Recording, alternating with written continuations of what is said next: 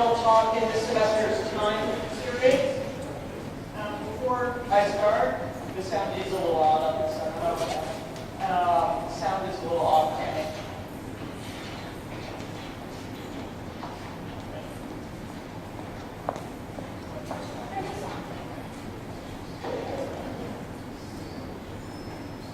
Yeah, that's better. Thank you.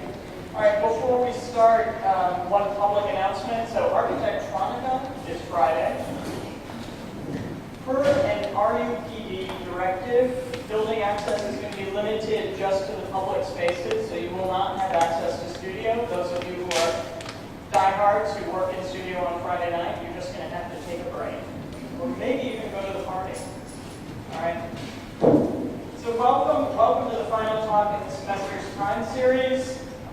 Poised as we are on the eve of a significant election, it's helpful to reflect on the changed notion of time in our culture.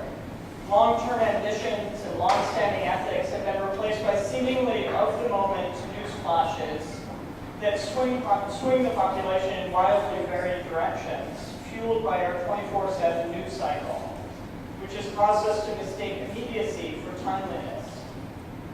I've wanted to do a Cullinan series on time, the topic of time, for a while now, but I waited relatively patiently for Daniel Abramson's book on obsolescence, which you can buy right here, thank you very much, to come out before doing it, and here it is, fresh off of the University of Chicago presses.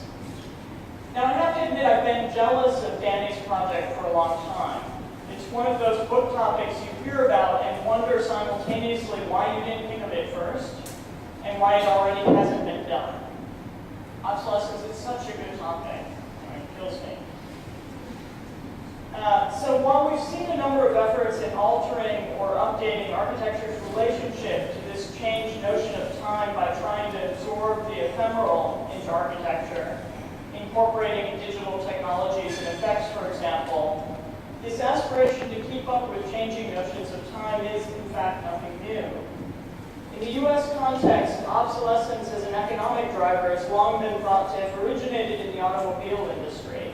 Alfred P. Sloan, who headed General Motors from the 20s through the 50s, is credited with introducing the practice of updating car styles annually in an effort to encourage consumption.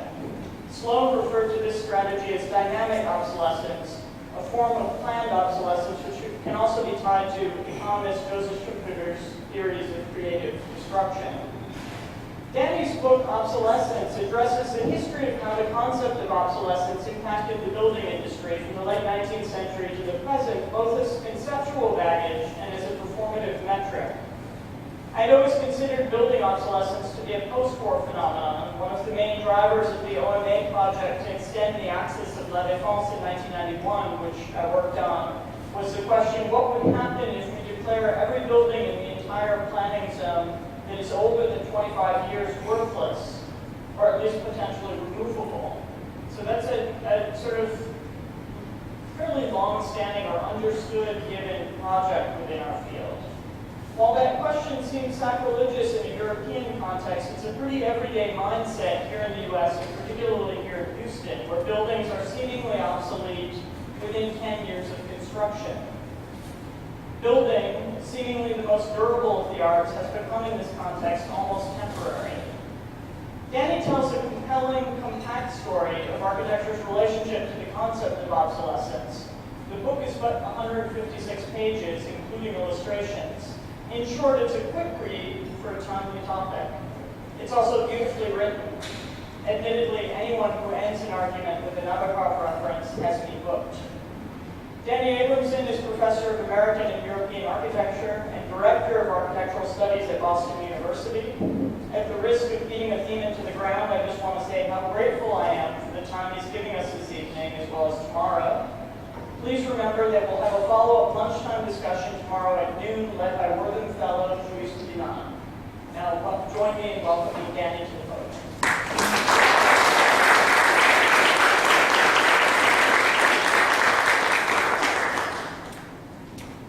Thank you, Sarah. Can you hear me okay?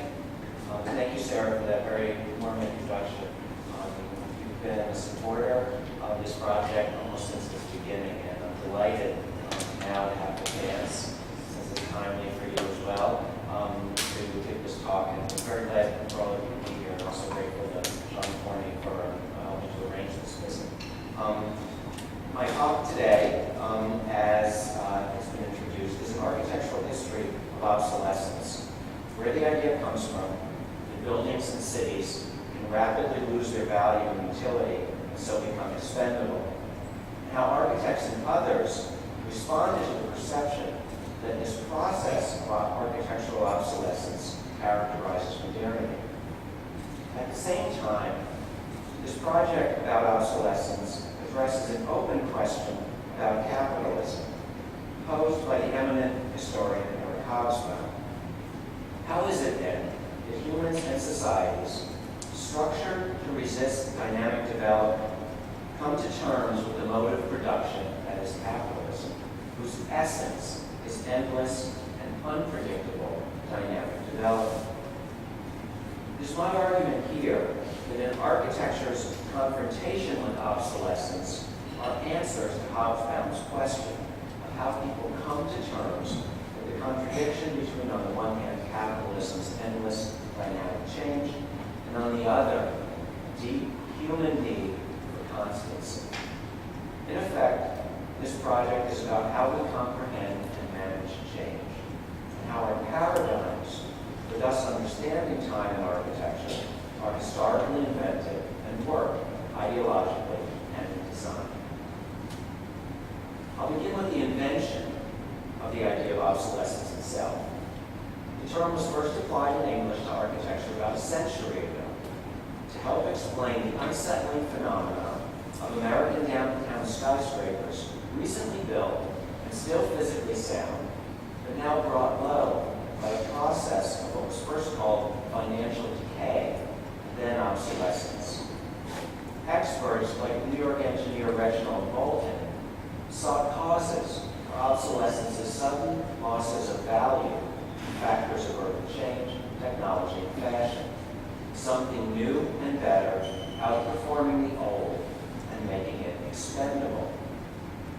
Bolton even tabulated obsolescence rates by building types, as you can see here. Banks, for example, holding their value longer than hotels due to different rates of change in use and taste. Now you can see that the shortest life type of building were what Bolton called taxpayers. And this was a type of building or even a use of land that was in effect a placeholder. The idea was that if you could anticipate that your property might in the short foreseeable future be redeveloped for some lucrative purpose, and yet at the moment it wasn't very profitable for you, you might demolish it and put something in its place that could simply pay the real estate taxes on it. So for example, in Manhattan, oftentimes at the corner of blocks, you'll see a low 1 or 2 story building. That was a taxpayer. It was meant to only have a short lifespan of 12 to 15 years. But perhaps in Manhattan or Houston here, you'll see a parking lot. And that again is kind of just to pay the taxes. These predictions of their short life would not always come to pass. Oftentimes, they're still there generations later. Further impetus for studying architectural obsolescence was given in the mid-19-teens by the new U.S. federal income tax. The tax code allowed deductions from income for the cost of obsolescence, as you could take it off your profits, but without, the tax code did not specify exact rates of deduction, as how quickly could you deduct that cost of obsolescence. The Chicago-based National Association of Building Owners and Managers now set about investigating the matter. So-called autopsies of demolished Chicago landmarks identified as causes of obsolescence, for example, the Tacoma building's inefficient layout. Though some of the building was metal frame, there were also internal load-bearing walls that meant that the office space could not be subdivided at will and therefore couldn't be rented out at the highest rates. And this meant that the building wasn't as profitable as it could be. And so the idea was you could demolish it, build a more flexible building that was higher, and then make this obsolete. Henry Hobson Richardson's Marshall Field wholesale store also had a very short life, in part because of its inadaptability for retail reuse. When this area of Chicago was no longer the dominant wholesale district, the building, with its heavy masonry base here that couldn't be opened up for plate glass windows or pavement level entrances, became obsolete and inadaptable. Statistics assembled here from Chicago's Loop District supported the case for office buildings' 30-year lifespans. For tax purposes, that is, a 3% deduction taken each year. You can see that they've averaged out the age of buildings recently demolished with an average age of 32 years. The building owners and managers just about got their wish when federal authorities set office building lifespans at 40 years. The political achievement had been to turn the extreme cases of Chicago's obsolescence rates. After all, few cities in America or the world were being redeveloped so rapidly, but these extreme obsolescence rates were turned into low building lifespan numbers for the benefit of owners nationwide. In effect, through the tax code, public subsidy for private reinvestment, unique to the world's tax policies at this time and characteristic of American political economy.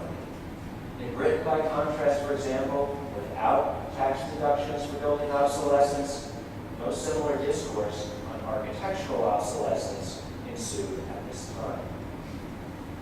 The cultural achievement of the real estate capitalist discourse on architectural obsolescence, as evidenced by numerous newspaper, magazine, professional journal articles, was to help establish in American popular consciousness the myth of short building lifespans as an inevitable feature of modern life, as the cartoon from Collier's at the top says, with the caption, "The wrecker is an important person today." Now this was a myth, of course, because buildings don't magically disappear at 40 years of age. Their fates are not predetermined or biological, but based instead on the contingent uncertainties of fashion and feeling, politics and technology. What the invented paradigm of architectural obsolescence did do was to make sense of unsettlingly changeful times. The idea of obsolescence, to use Hobsbawm's phrase, helps people to come to terms with capitalism's chaotic process of redevelopment, making it instead seem logical, beneficent, profitable, even progressive. Rapid demolition, reinvestment, and rebuilding now had a name, obsolescence. An architectural analog, in effect, the economist Joseph Schumpeter's famous mid-century definition of capitalism as creative destruction, that is, the new constantly superseding the old. Subsequently, the paradigm of architectural obsolescence expanded its domain beyond its American business inventors' intentions to the more general urban and social realms worldwide. In the mid-1930s through the 1950s appeared numerous references to the obsolescence of cities. In Europe, urban lifespans were projected at some 80 years by the Swiss planner Hans Bernoulli. And pre-war East German tenements were deemed obsolete in a developing socialist society. In America, urban obsolescence denoted substandard economic and also public health performance, quantifiable by appraisal forms, as we see in the middle here, in physical and social terms. And so neighborhoods were explicitly denoted obsolete, like Boston's working class West End. We can see that in the image on the left from a planner's map from the 1950s, in which the neighborhood is titled obsolete.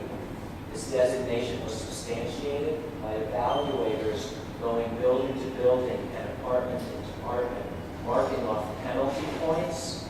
So, for example, if there was faulty plumbing or substandard windows or overcrowding, and the neighborhood that accrued a certain number of penalty points could thus be deemed obsolete and eligible for federal urban renewal fund.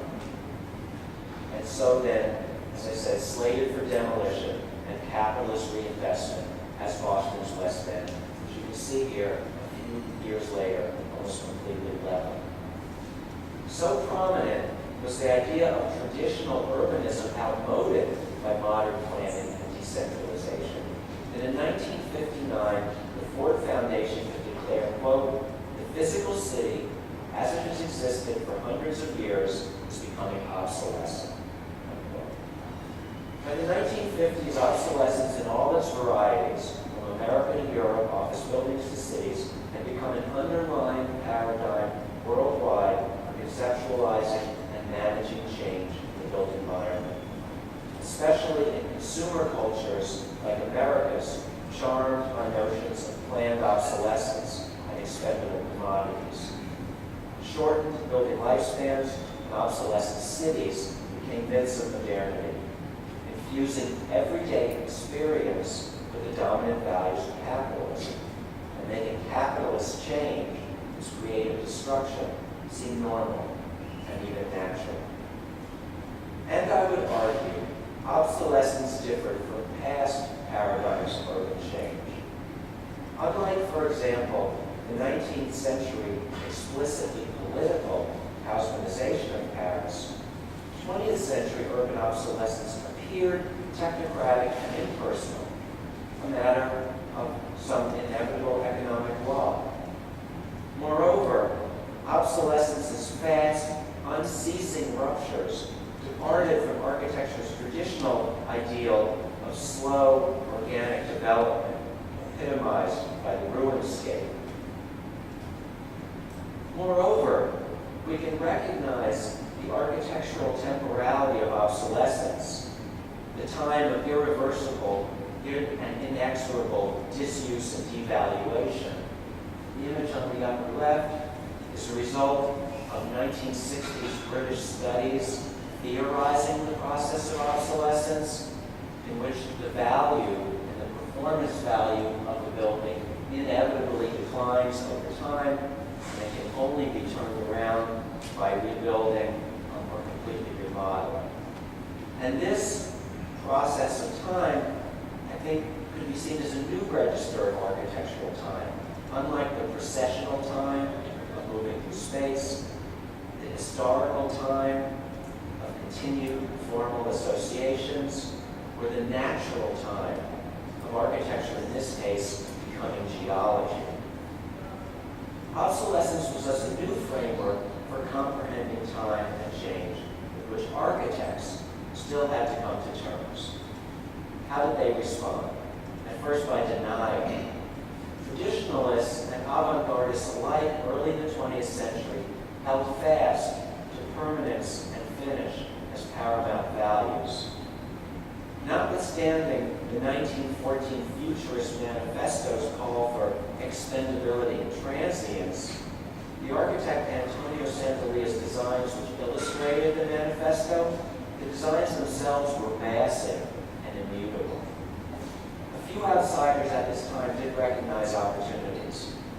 Buckminster Fuller's craned components were inspired by automobile annual model changes.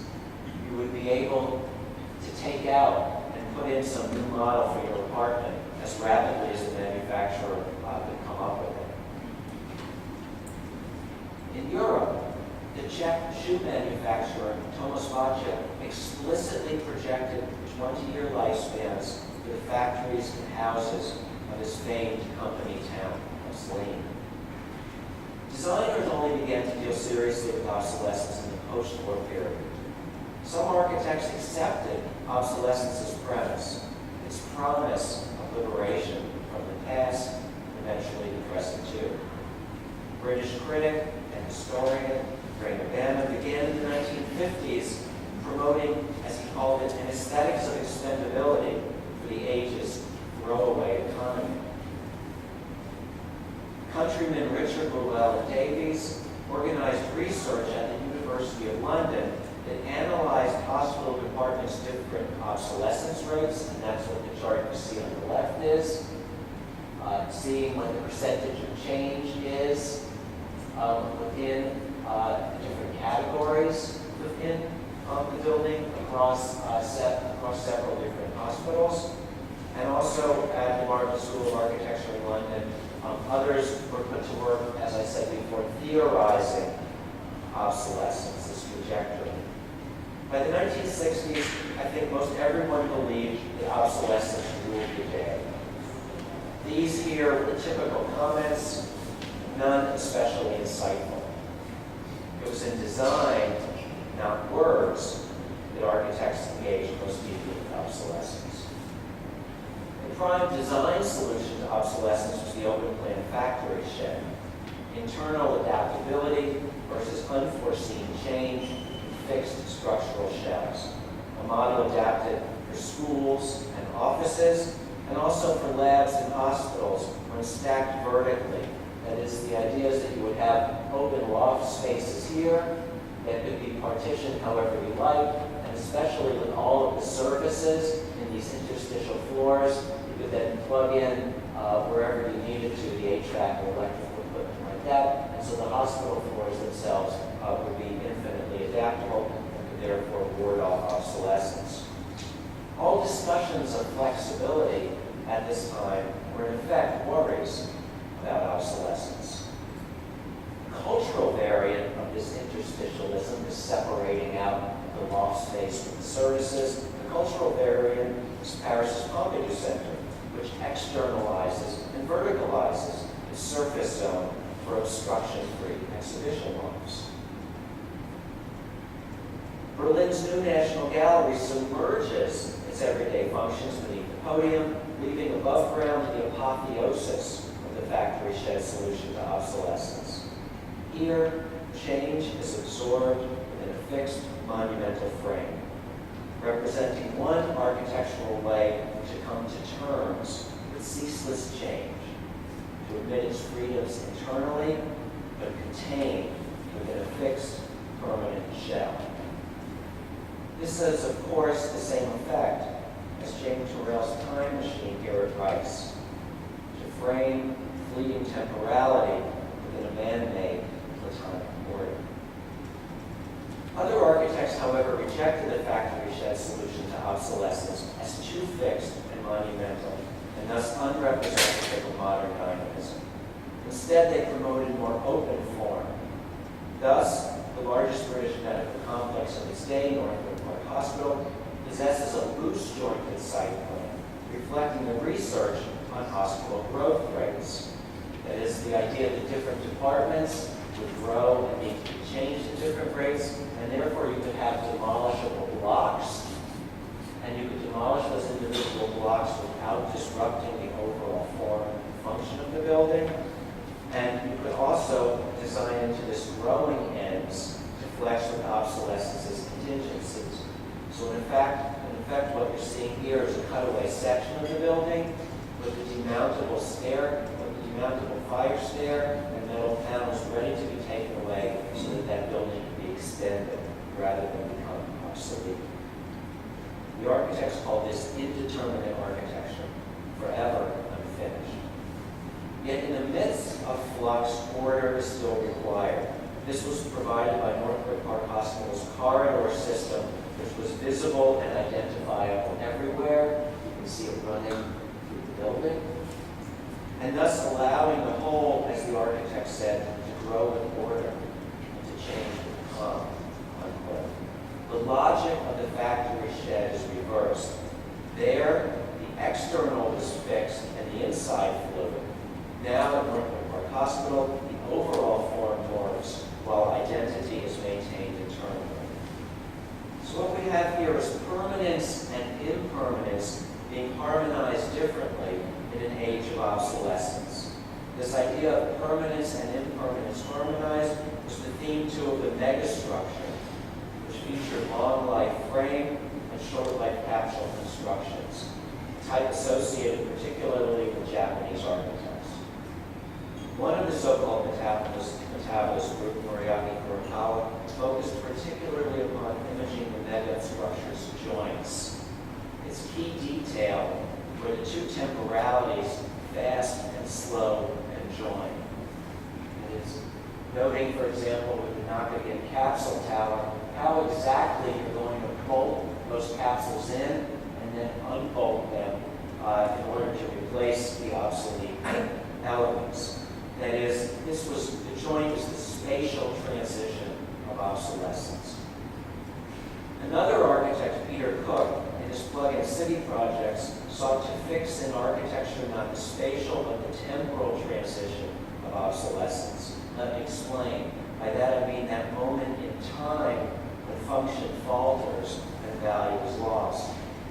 A 16-frame analysis of an imaginary plug-in university's growth and adaptation, you can see evolving here, goes blank in frame 12.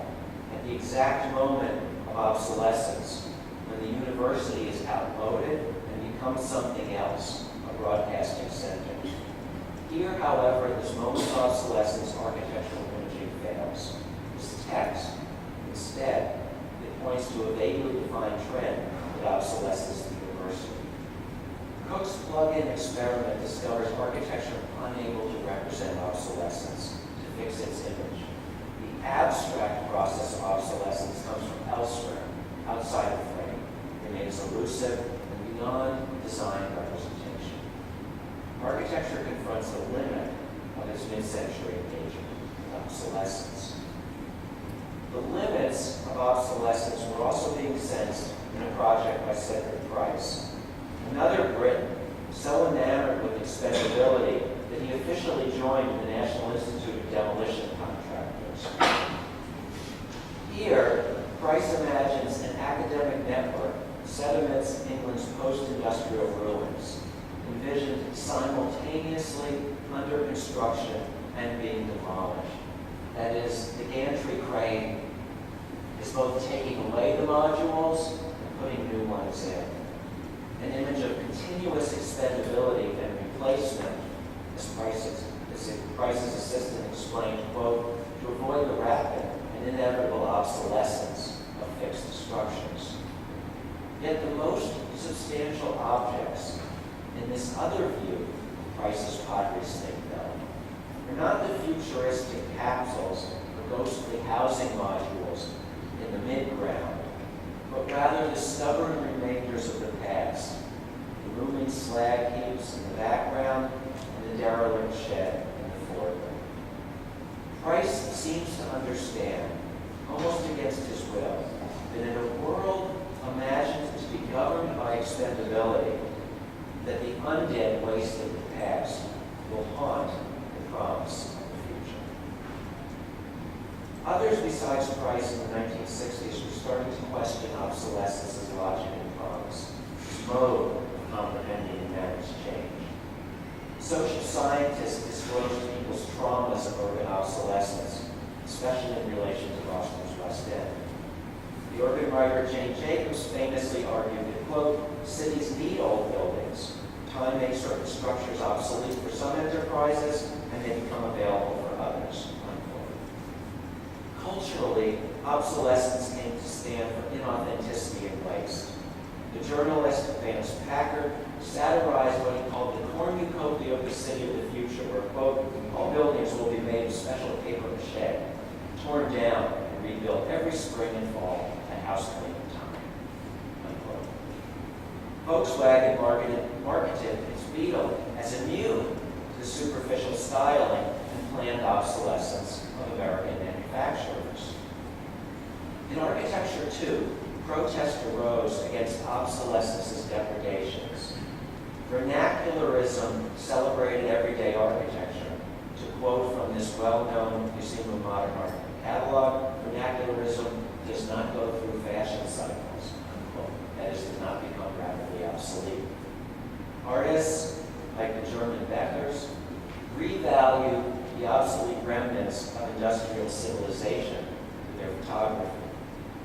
Likewise, historic preservation advanced intensively in the 1960s, revaluing obsolete objects, extending its purview to recent environs, like the turn of the century Chicago, and enjoying increased popular support. In Italy, for example, the Communist Party in Bologna rallied to the slogan, "Preservation is revolution." How did architects respond to these reversals of obsolescence, these resistances to its logic of ceaseless change? First, they sought new images of permanence. permanence against obsolescence's transience. Here, inflexible, archaic, concrete monoliths represent, as one commentator wrote about Paul Rudolph's design, they are, quote, refutation of the artificial obsolescence theory held by planners of disposable cities, unquote. In another vein, architectural postmodernism revalued symbols of the past. Italian architect Aldo Rossi sought to recreate what he called the primary elements of history: strong, abstract, iconic symbols, indifferent to function, as Rossi wrote, like ghostly ruins already, and therefore immune to future obsolescence. Adaptive reuse also became a dominant strategy at this time to revalue ostensibly obsolete buildings. Stripped volumes housed new fittings, emblematic brick walls embodied soft change versus the hard traumas of obsolescence, so that in Boston's Quincy Market, you could read off, almost like a palimpsest, the signs of the building's old structure, its joists, its plumbing, its old windows. Again, unlike the hard traumas of change exemplified by obsolescence. At the urban scale, adaptive reuse largely means gentrification, the elevation of an area's social and economic markers, the variation on urban renewal. Gentrification and adaptive reuse reverse obsolescence's logic of demolition, but not its social and political effects. The buildings may still be intact, but the marginalized inhabitants are no less gone. And of course, ecological architecture has come to the fore, conserving existing resources rather than expending them, first through salvage, and now with highly sophisticated technology. Today's architectural vanguard, like this German demonstration project built on reclaimed land with renewable materials, featuring a high-tech system of energy efficiency under glass. In the 1960s, I would suggest, the sides with and against obsolescence were more or less in balance. Multiple architectures accepted obsolescence's inevitability and promise. These were ways, pragmatic and lyrical, to manage and design Hobsbawm's contradiction between capitalism and constancy, to find ways to accommodate both dynamism and fixity in architecture, fast and slow change together. On the other side, preservationism, vernacularism, adaptive reuse, concrete brutalism, postmodernism, and green design rejected obsolescence's expectations of fast-paced change and refused its inevitability. These counter-tactics exploited obsolescence's internal contradictions. They redeemed its leftover wastes and accounted for suppressed feelings unmeasured by performance quantifications. In architecture, then, Hobsbawm's question is answered in concrete form liberally. The built environment was site both of degradation and redemption, the place both to suffer from and come to terms with new modes of change. In the 1960s, the contest between the two attitudes towards obsolescence was more or less equal, I think. Might have gone either way. Passion and imagination were intense in both camps. But by the mid-1970s, the tide had turned. Obsolescence lost its hold over the cultural imaginary. Top-down, technocratic decision-making alienated popular feeling, as in the reaction to the urban renewal of Boston's West End.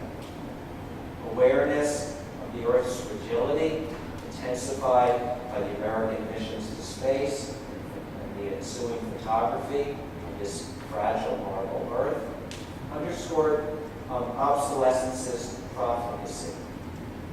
Urban and economic crises produced slow growth and diminished expectations. Preservation claimed important victories, as in 1976, when the U.S. tax code began subsidizing historic rehabilitation over demolition. and the UNESCO World Heritage Convention, adopted in 1972, continues its global march up to the present time. Today, it would seem we live in the world the 1970s left us. Not exuberant expendability as a knee-jerk reaction, but careful conservation. In a word, the age of sustainability. The term we might use to group all the techniques from the 1960s to reverse obsolescence, to conserve rather than expend existing resources, cultural and natural. Thus, seeing obsolescence and sustainability in sequence points to obsolescence as part of the genealogy, the history of sustainability.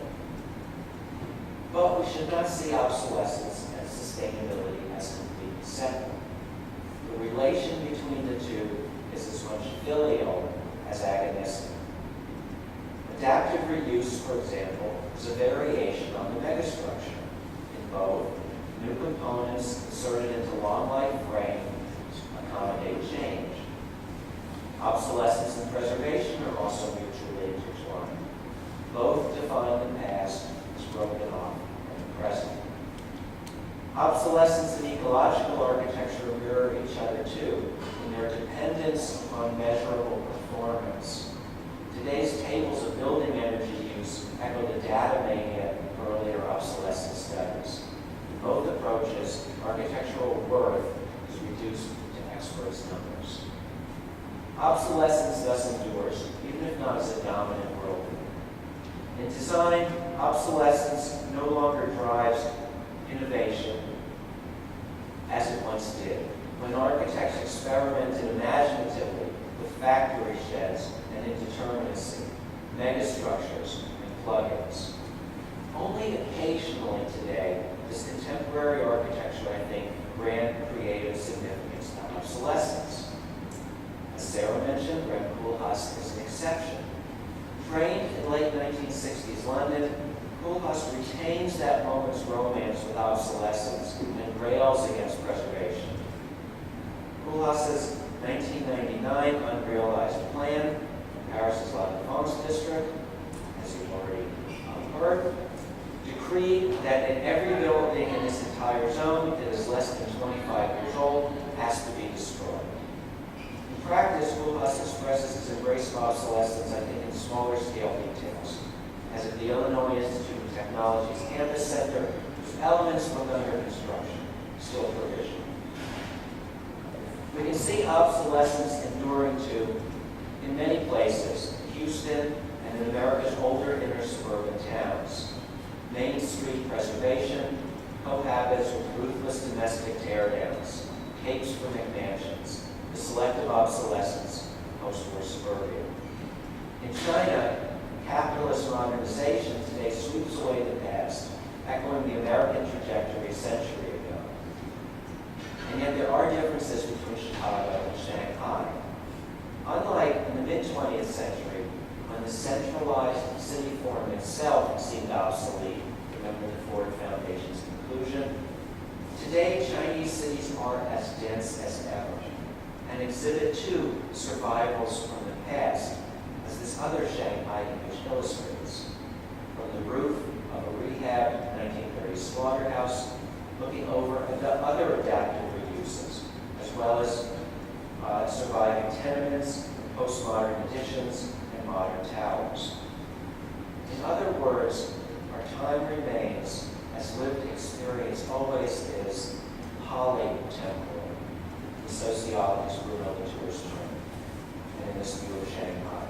Polytemporal, it is always new and old together, coexisting, obsolescence and sustainability. If obsolescence then was the dominant ideology of change from mid-20th century capitalism, rationalizing and giving a name to its process of wholesale expendability, then arguably sustainability performs the same function for current-day capitalism. It may be going too far to declare, as does philosopher Adrian Parr, that, quote, sustainability culture is inherent to the logic of late capitalism, unquote. But the symbiosis is evident. Capitalism, which sired obsolescence a century ago, generates profits today from sustainability, pinning national prosperity to green technological innovation, as so many politicians trumpet. Eco-branding proves effective marketing, as any visit to a Whole Foods store attests. And as much as sustainability promises a new, brighter future, can it ever break the current order when sustainability's abiding ethic is continuity and conservation, not radical change? As architect Ellen Grimes has asserted, sustainability is a, quote, inherently conservative term, unquote. Sustainability may perhaps be merely an ideology of conservation, its practice in architecture potentially as profligate as obsolescence. Witness super tall skyscrapers trumpeting their LEED certifications projected for Jakarta, Mumbai, and Shanghai. Might in fact sustainability be nothing more than neoliberal capitalism's updated opiate of the masses? In other words, a diverting faith. Ecological crisis arguably distracts attention from equally, if not more pressing, social troubles and inequalities. In other words, sustainability, no less than obsolescence, is ideological. Productive or designed to be sure, firing architects' imaginations, as obsolescence once did, but nevertheless rife with illusion and contradiction. What then, in conclusion, are some lessons from the architectural history of obsolescence? First, the architectural history of obsolescence illustrates the flexibility of capitalism, its capacity to evolve from its own contradictions. When capitalism itself obsolesced the industrial age built environment, it then revalued through adaptive reuse, gentrification, and historic preservation. The built environment was exploited one way and then the other, obsolescence, then sustainability. The leftovers were recommoditized, exposing a crucial contradiction in the logic of creative destruction. All that was solid need not melt into air to be profitable again. Architectural history teaches us. The architectural history of obsolescence also demonstrates the value in a vibrant architectural culture of the impulses both for accepting extreme transformation and resistance to it. This was the characteristic struggle of the 1960s. Today, the impulses stand imbalanced. Sustainability in the ascendant, obsolescence eclipsed. In Hong Kong, at the Asia Society Center building, a new steel-columned walkway runs at a respectful distance from the restored massive masonry wall of an old explosives magazine. The past is a precious jewel here, set off from the present and future. Less refined, but more instructive and expressive of the lessons of obsolescence is the temporality of a renovated factory building. Here in Zlín, in the Czech Republic, a century ago, you'll remember the shoe manufacturer Thomas Vacha imagined 20-year building lifespans. But in 2006, the frame of building number 23 was refurbished as a business innovation center. The building has also been augmented with projecting bronze bays to the right. But more significant, something has been subtracted from the architecture at the top. To lighten the structure, broad voids appear in the upper floors, thus shrinking the historical fabric. Vacha's intention, a limited life architecture, is honored unconsciously. Building number 23 treats history flexibly, not reverentially. The past is visibly released. The present is open as implicitly as the future too. Here then are lessons from the age of obsolescence for today, showing how to preserve memory and facilitate growth at the same time, to accommodate fast and slow change simultaneously in a world, as Hobsbawm notes, that requires both these seemingly contradictory temporalities. To help us come to terms with capitalism, these different speeds, obsolescence and constancy together. Lastly, the most general lesson of the architectural history of obsolescence is that narratives of change are themselves changeable creations. Obsolescence, then sustainability. Both were historically invented, possess exploitable contradictions, and can be reversed. Obsolescence preceded sustainability, and something else may come after sustainability, and has yet unformed, unnamed worldview for comprehending and managing change in the built environment. And embracing the essential unmanageability of change, the futility of so many efforts to ward off obsolescence in design, may paradoxically be the best guide for moving forward.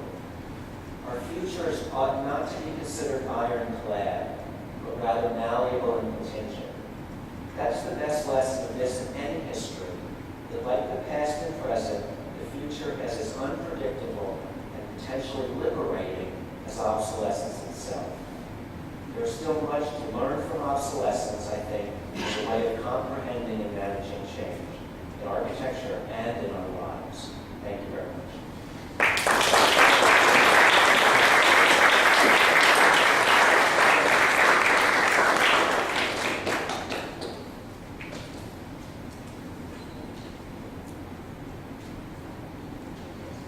Of course, yeah, you have any questions or comments?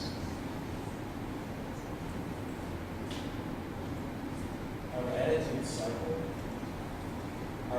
cycle, sustainable, right? They go back and forth. Yeah, But creative disruption,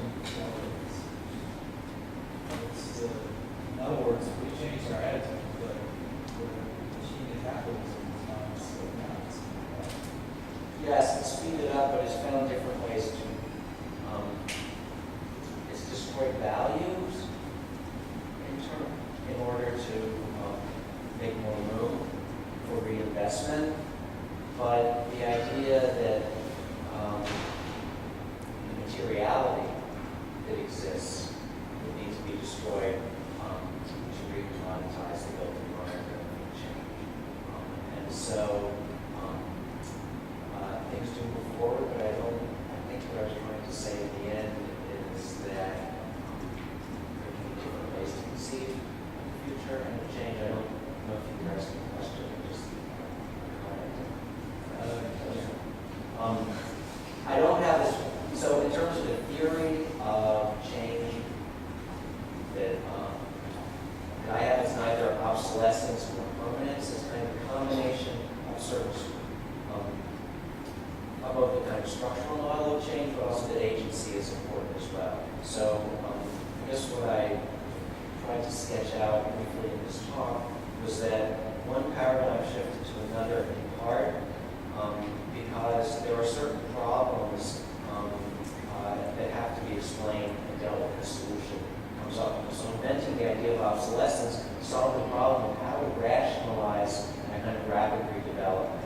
And yet the paradigm of obsolescence itself had some internal problems and flaws. So for example, it didn't know what to do with the leftovers, and all that focus on measurable change couldn't account for what was unquantifiable like feeling. So sustainability, preservation accounts for feeling, deals with the leftovers. Sustainability will have its own internal contradictions perhaps, but that I don't believe in this kind of ironclad law of history that everything's going to kind of develop on its own. That there is agency that matters. I don't know if the tax code hadn't been developed in the U.S. the way it did, and this Building Owners Association hadn't focused on it, that obsolescence would have risen as it did, or if individuals like Jane Jacobs or others in the 60s hadn't fought back. So my own theory of change is kind of a compromise between looking for certain structural factors how change happens, but also allowing for some degrees of freedom and agency too. It's a little bit disheartening to think that everything is cyclical or everything is kind of locked into place. It seems as though you don't get obsolescence without a discourse around not functionalism per se, but by a little bit more. It also seems as though, I mean, you mentioned customers, but you didn't talk about relationships. Or the history you gave us at the start, that there is a particular level of capitalism. Yes.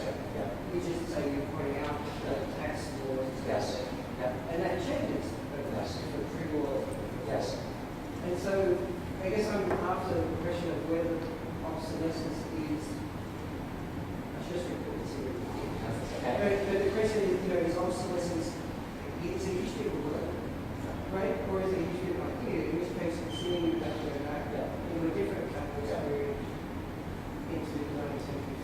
Right. So it's a history of an idea, but also of the term too. So the term doesn't start to get applied to building prior to the 20th century. I think before that, the idea that the built environment was inevitably going to have a shortened and an ever shortening lifespan. We don't find in the 19th century. For example, in Paris, I don't think anyone who designed the new Paris in the late 19th century thought that the buildings were going to disappear in 30 or 40 years. All of them. Not just housing, but the apparatus. But by the time you get to the 20th century, the presumption is all of cities and every building type is going to be susceptible to that. And I think it does probably have to do with kind of different phases of capitalism. It certainly has to do with an awareness that percolates out of accounting and accountancy of values decreasing not just from depreciation or loss of durability, which people always kind of understood. The idea that something new and better was going to come along and outperform and devalue. So obsolescence as kind of a governing way of thinking about change and considering it inevitable, universally applicable, was not, I don't think, present in the 19th century. There could be rapid change, but not the idea that there would be ceaseless. It's like, and the book begins really where I began to talk about a century or so ago in the early 20th century. I wonder if I could get you to comment on the way in which obsolescence and its counterpart, say, permanence, Yes. Lots of headaches here, obviously, with the project. The way that they're encased in a kind of discourse. Yes. And I'm thinking of them in particular when they both acquire a positive status. Yes. So 60s, 70s, obsolescence or disposability or flexibility. Yes. That's what I mean by positive status, Right. not kind of negative thing. Right. What I'm intrigued by is obsolescence in its positive moments seems encased in a kind of rhetorical discourse, Yes. necessarily rhetorical. Yes. And permanence in its heydays across the cyclical reemergence of it is encased in a kind of authentic or another kind of discourse. Yes. And I wonder if you would comment on the difference there, the difference between the rhetorical and the authentic in those two cases. You said what you mean, the difference between the rhetorical and the authentic? Is it a discourse It about seems the like authentic? think of preservation or longevity or permanence. They all kind of thrive in some notion of authenticity. Yes, Or yeah. there's a kind of reverence almost. Yes. Whereas disposability Yes. has to be situated in a kind of, you can't find traction in authenticity. You Yes. find it in a kind of rhetoric or a kind of maybe will to progress, which is also a kind of rhetorical Yeah. notion. But I'm struck by, I'm sort of wading through these different moments as other people comment. It does seem to be in some form or another kind of ebbing and flowing, but there's something going on with the discourse which is also ebbing and flowing around that, which necessitates our thinking about this. Yeah, so right. So under the way of thinking about obsolescence, the old has lost any kind of deeper meaning or value or a way of thinking about the authentic. So it's lost any kind of relevance. As a way, you might think of from a purely instrumental capitalist perspective, kind of clear the ground for reinvestment in the building market, right? So the older buildings have lost their authenticity, so then it just accelerates the process, kind of getting them out of the way so that you can reinvest or kind of build something new. And the others found ways to revalue that by claiming that there was a certain authenticity to it. An authenticity that didn't have to do with measurable performance. Because it was hard to claim that an older hospital would outperform in terms of any metric or how you wanted that institution. But there might be other forms of value to an older building. So that, from one way that I was talking about it, is a way to actually revalue that devalued object. So the discourse of authenticity becomes another tactic for revaluing the obsolete rather than demolishing it. Put some new, maybe affective meaning into it, and then find ways to talk about its performance. So I don't know if I'm answering your question, but I think the discourse of authenticity pushes at one of those contradictions of obsolescence, which is the loss that the obsolescence discourse never really could account for how to get rid of all those old things, the lakes, right? I think that's what Senator Price's pottery steam belt image was about, almost unconsciously realizing you can't throw everything out in the built environment. It's going to stick around. And so finding authenticity in what sticks around is a way to deal with that problem within the obsolescence way of thinking about it, because it's not all magically disappearing. So I do see them as kind of, they're different ways of thinking through that same problem, of how to revalue the built environment. Is that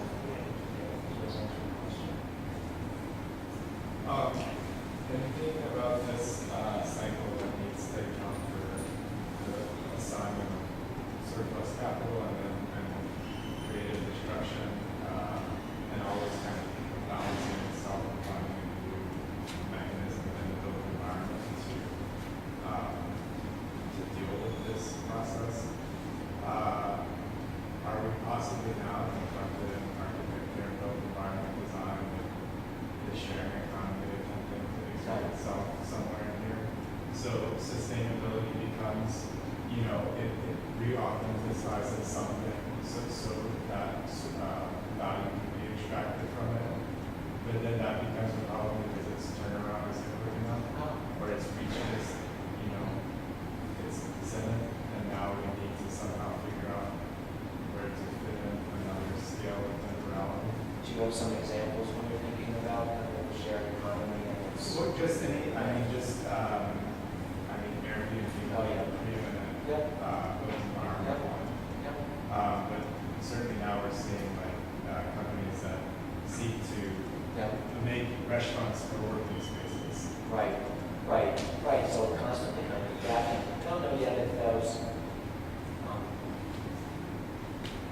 kind of sectors in the economy are yet kind of fully capitalized. They're kind of at an informal level. There tends to be a tendency of kind of informal levels of capitalism eventually being fully capitalized.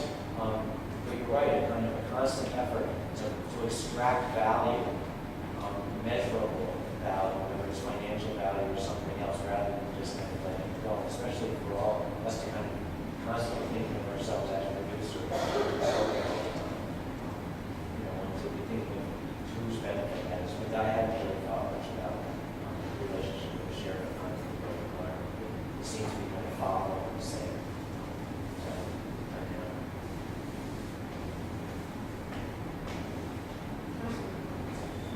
There seems to be a relationship between, well, I'm wondering if there's a relationship between, at the moment they introduced the tax rate, Yes. the value of the land versus the value of the land. Does that change the amount of money that's spent on doing this? So do you begin to spend less on buildings? So, Or you're as a percentage of the land? I'm not a land economist, and I didn't, on my own, kind of conduct any empirical studies about that, so I don't know. What was interesting to me as a historian was that the science of land economics was centered in the 1920s in Chicago. This was the site of this rapid change, and that it became an academic subject at the same time that it was real estate. So that the real estate was discourse was at the same time. So I don't really know what the result is. I mean, the tax code and depreciation rates are mainly in the United States political instruments or stimulus ones. So the depreciation rates were again accelerated in the 1950s in this country as a stimulus package when there was slight concessions. So it never really has much to do actually with land values or building use. So much of American social and economic policy runs through the tax code rather than direct government intervention. And so that's kind of my read on the tax code. But I have to say I don't know very much, as I said, about the actual real estate practices. It seems like it might have an effect on the built environment if it increases the amount of use. Absolutely. So there was a very interesting thesis some years ago that historian Thomas Hanchett kind of proposed, which was how to account for the explosion of shopping center building in the United States. There was, and there were all these leases, and his was basically had to do with the accelerated depreciation in the 1950s. Didn't have to do with automobiles or highways or suburban tract development. So I think it does, and that's the whole point of the tax code in the United States, which is to prime the pump for capitalist investment. So if it's working, then to accelerate those depreciation rates, it's precisely supposed to produce more activity. To follow on that, I was struck by the Collier's comic, which was, it was published days before the stock market crash. And I thought, I was wondering whether you had looked at the more of a relationship between shitty economy and good economy, basically. Yeah, so when I worked on studying skyscraper development on Wall Street, which is a project later came out of, I mean, it's typical within building booms that buildings like the Empire State Building completed in 1931 after the economy looks like it's tanked, because they were already in the pipeline. That the financing for that was in place, and the speculation was the highest right before the bubble, and that these things end up being built. And of course, people think when it crashes, they don't have the crystal ball that it's going to last for years. Usually you get something short. So I think oftentimes it wasn't just in New York in the late 20s and early 30s that those tallest buildings were completed and built during the Depression, but I think it's quite common oftentimes for those largest projects to kind of be produced after the bubble burst.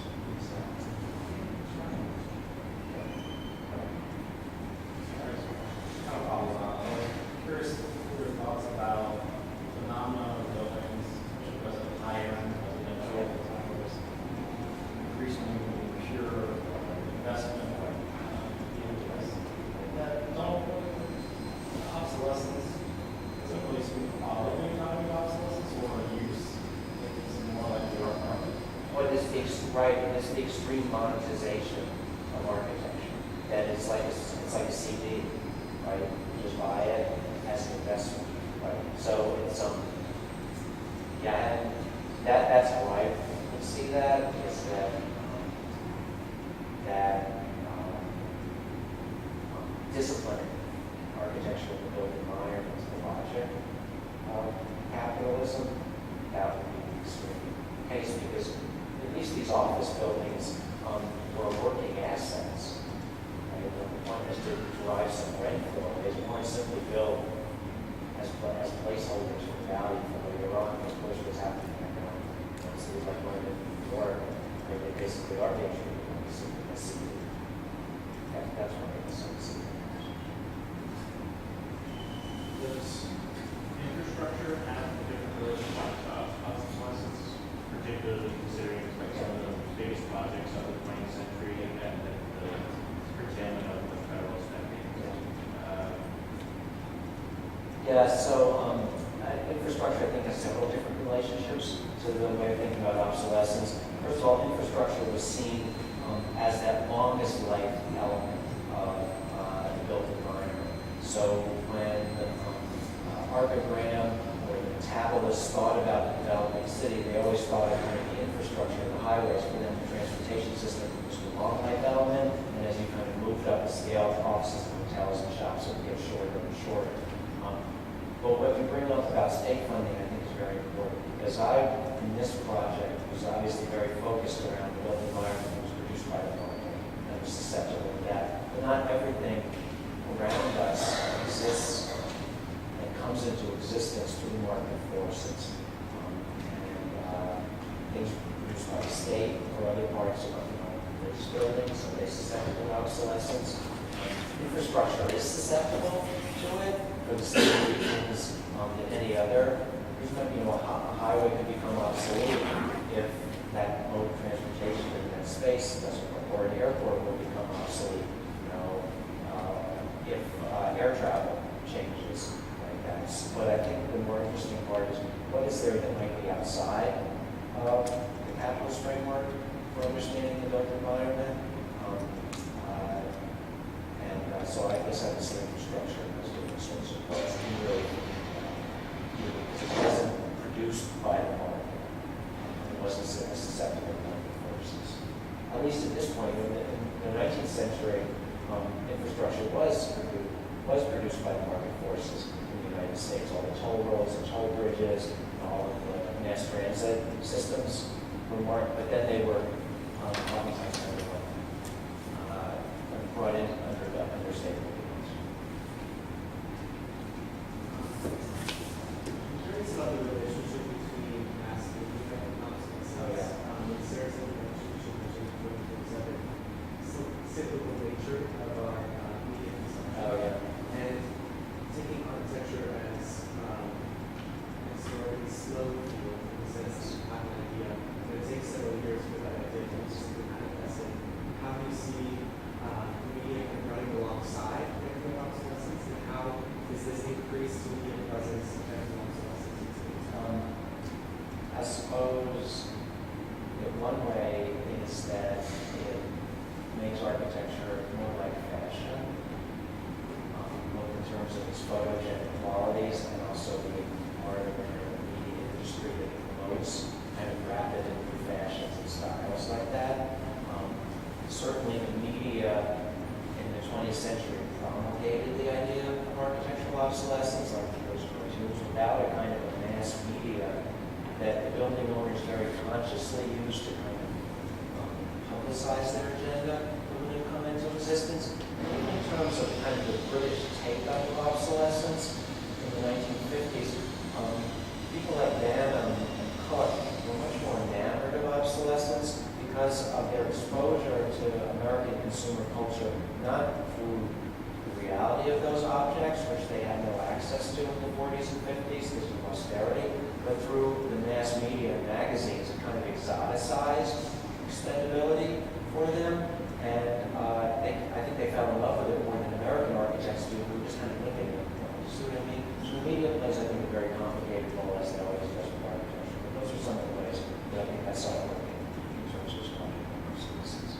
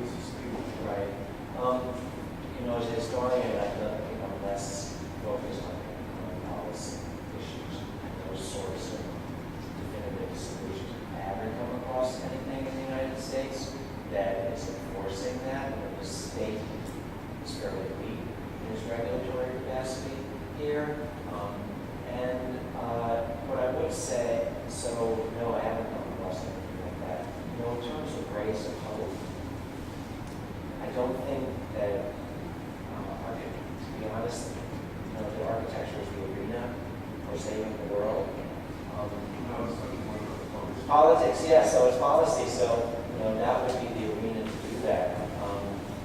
I think it's Defining, for instance, seven ways to do like, to create fining systems where if you don't account for we love our liberty too much, we love our liberty more than equality. You must know that by now. So, that's that. Yeah, right. So, there are just these, and those kind of culture, those issues are not just cultural, they're baked into the political economy. through things like the tax code, and they filtrate into the architectural culture too. What I was trying to propose at the end was that to look at obsolescence as something, as a way of thinking about change, it's liberating and hopeful and promising for the future. Because, if you don't like the status quo, then obsolescence is your paradigm. That's your paradigm of change. That is to make that radical break, to be willing to break from the past and to envision something in the future. Second, I guess my question was how long we would pay them. I mean, with the resources also. Yeah. A lot of different. So this view of scarcity, and again, as a historian, there's a long-running approach to that kind of fear of scarcity, fear of overpopulation. There's centuries old in that. I'm not saying that we're not necessarily in some terminal crisis, but the discourse sounds very familiar. And so what I was trying to get at in some parts of the talk today was, who does it benefit and who does it not, that discourse of scarcity? I guess what I was trying to do today was to try to historicize all of these presumptions that we assume are inevitable, and to always ask, who's being helped by it and who might be being harmed, and to always question what seems inevitable and natural. So once upon a time, everyone thought that obsolescence couldn't get out from under it. Today, I think sustainability is that same sort of belief system. So I think as a historian, I just want to see where things come from and where they're invented, and that the lesson of history, as I said at the end, is that those ways of thinking about change, whether they're obsolescence or sustainability, are themselves changing, that they're not growing. So the ray of hope might be a different way to think about change. Buy your copy of Obsolescence and come back at lunch